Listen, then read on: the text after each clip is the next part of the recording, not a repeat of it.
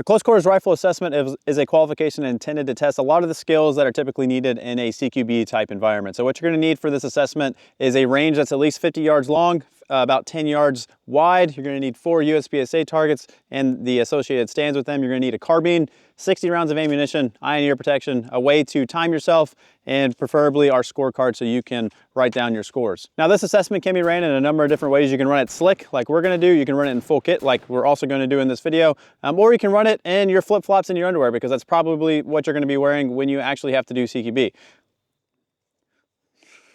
So getting into the setup of the assessment, we're going to start with the target. So here in the center, we're going to need 2 USPSA targets essentially shoulder width apart, and then you're going to need a USPSA target flanking each of these about 4 yards apart from each other. So in total, about 10 yards wide, and you're going to want your far left and right targets orientated basically towards the 25-yard line. That way, when you're at the 5 or when we're back at the 50, they're orientated in a manner where you can actually see them. Now, if you look at your scorecard, you're going to notice an easy mode and hard mode. So for easy mode, you're not going to change anything with the targets. You're just going to notice a slight change in the strings of fire. Basically, all of the headshot standards are going to be torso hits only.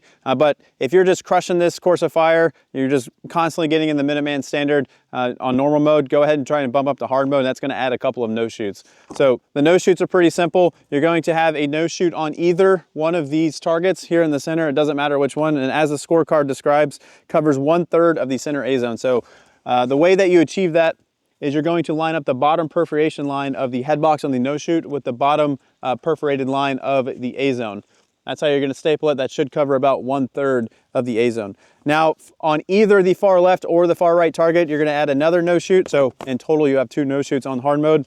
And the scorecard says that it's going to cover up half of the Charlie zone. So what we mean by that is you're just going to line up the no shoot with the far side of the A zone. So it's not exactly half of a Charlie zone, but you get the idea. It's covering up one half of your Charlie zone.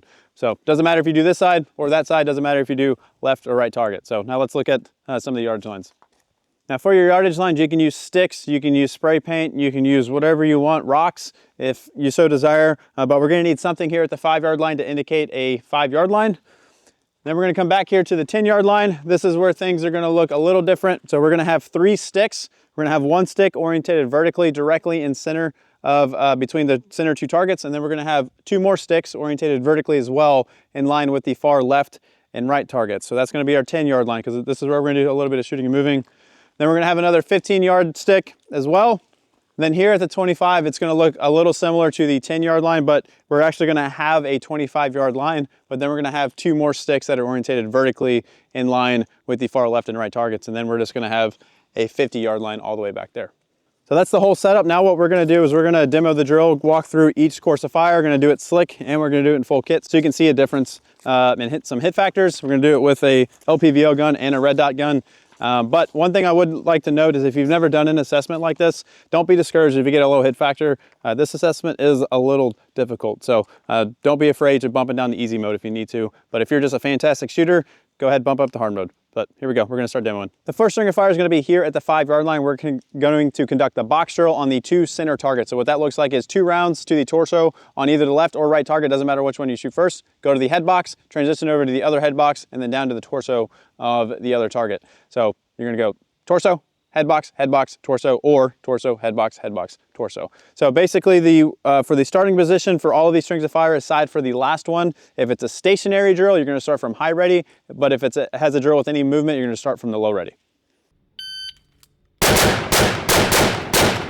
The next string of fire is going to be here at the 10-yard line. We're going to do a go stop. So this is where you're going to really need to pay attention to what the scorecard says, because you're going to be changing shooting from head box to torso based on your positions here. So you're going to start here on the center stick, and you're going to fire 2 rounds in either the left or the right target, the center left or right target's head box. Then you're going to run over to either the far left or the far right stick, doesn't matter which one you do first. 2 rounds into the torso of the target directly in front of you, run over to the other side, 2 rounds into the target that's directly in front of you, then you're going to return back to the center position and fire 2 rounds into the head box that you did not fire into when you started the drill.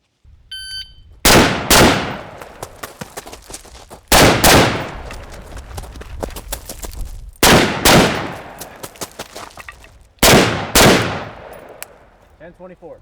Now we're at the 15-yard line, and we're gonna do a 6R6 basically. So facing uprange, gun in high ready position, turn around, you're gonna fire 3 rounds into each of the center targets, so that's 6 rounds, bolt lock, reload, and then you're going to fire 3 rounds into each of the far left and the far right target. Doesn't matter which order you shoot first, left or right, but you are shooting the center targets first, reloading, then shooting the far targets. So what I recommend here is this is where the empty mag's gonna come into play. Strip 5 rounds out of your magazine, put it in that empty mag so you have that bolt lock ready to go.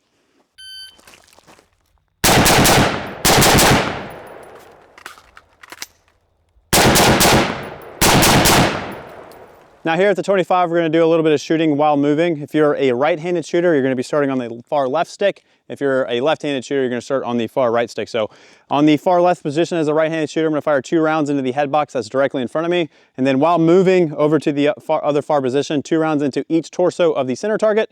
And then when I get to that far position, 2 more rounds into the head box of that target that's going to be directly in front of me.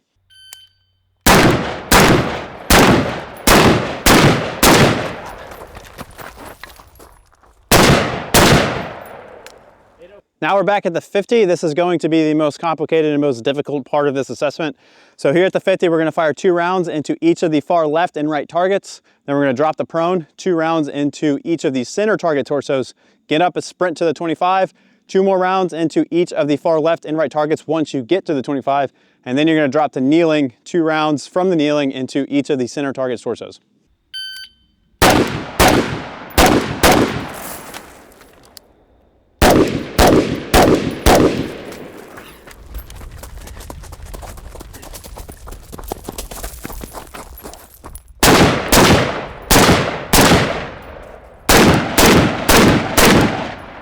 The final string of fire is going to be starting here at the 25. This is going to be the only moving drill, or only drill that involves moving, where you're going to start from the high ready. So on buzzer, immediately you're going to start advancing towards the targets and begin engaging with 5 rounds on each of the far left and right targets. So the scorecard should say from the 25 to the 10 is your limiter. So if for whatever reason it takes you longer than 15 yards to fire your shots, you just stop at the 10 and finish.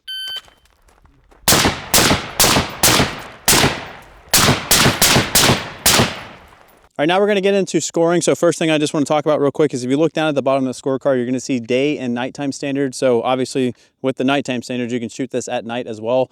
Those standards are if you run this with white light or night vision. I will say running white light back at the 50 will be a little difficult, but that's why the hit factor standards are a little bit lower on the nighttime shooting. So as we get into scoring, first thing we're going to want to do is count our headshots first for each target. So our far left and right targets are going to require 14 torso hits and 2 head box shots. And then our 2 center targets are going to require 11 torso shots and 3 head box shots. So the reason why we're counting our headshots first is because if you accidentally shoot the torso when you're aiming for the head, or vice versa, I shoot the head when I'm shooting at the torso, that's considered a mic. So what we're looking at here is if we're looking at this line right here to be our determining factor. So right along the top of the cardboard here. So if I have, for example, on this target, I should only have 2 head box shots. If I have 3, that means I have a mic in the torso. So hopefully that makes sense. So we got both of our headshots here. We got a Alpha and a Charlie. And then we got 1, 2, 3, 4, 5, 6, 7, 8, 9, 10, 11 Alphas and 3 Charlies. That's a double right there. So that's a total of 12 Alphas and what, 4 Charlies. Moving over to the center target. So again, 11 torso, 3 head. This isn't looking all that great. 1, 2, 3, 4 Alphas. Then we got 1, 2, 3, 4, 5 Charlies. Oh, it's 8 actually. We got all of our headshots, by the way. So that's 7, 12. And then we got 2 deltas. What does that leave us? That's all scored. So no mics there. So yeah, 7, 5, and 2. That's all scored. So counting our headshots, we got all of our headshots. Now we can count the rest. We got 1, 2, 3, 4, 5, 6, 7, 8 Alphas. Not the best. 1, 2, 3, 4, 5, 6 Charlies. That's already pasted. Just we missed it. So 8 Alphas, 6 Charlies for 14 total hits. And then move over here. So we're supposed to have 2 headshots. We have 2 right above the line there. So that's all good to go. And then we should have 14 torso. So we got 1, 2, 3, 4, 5, 6, 7, 8, 9, 10. We got 11 total Alphas. 1, 2, 3, 4 total Charlies. And then we got a delta down here. So we got no mics on this run. That's pretty surprising for me, considering I just ran that in kit. So Justin and I are both running this slick and in kit, but for our slick runs, my raw time was a 53.67, so you can go ahead and judge off of that with a hit factor of 442. But my raw time in kit was a 52.74, so really the big difference there is I'm using a red dot versus an LPVO, which is kind of interesting. But my hits on with the LPVO were actually, I had a couple mics, so let's see what our hit factor is in kit. So Justin's hit factor, slick was a 242, by the way. So we had, what do we have? 23, 30, 38 alphas, 17. So my hit factor in kit, in full kit with a red dot, was a 474. So 442 slick and 474 in kit. So if you're looking for a pretty cool, pretty fun assessment to assess, again, your abilities or your skills with kind of close quarter types, carbine needs, per se, go ahead and check out this assessment. Again, if you're having trouble with this, don't be afraid to bump it down to easy mode. If you're crushing it, bump it up to hard mode. And if you're just an absolute monster, bump it up to hard mode, shoot it at night, and let us know how you do. But hopefully you guys enjoy this. If you guys have any questions regarding this assessment, just go ahead and shoot us an email at team@trexarms.com. We'll be happy to help.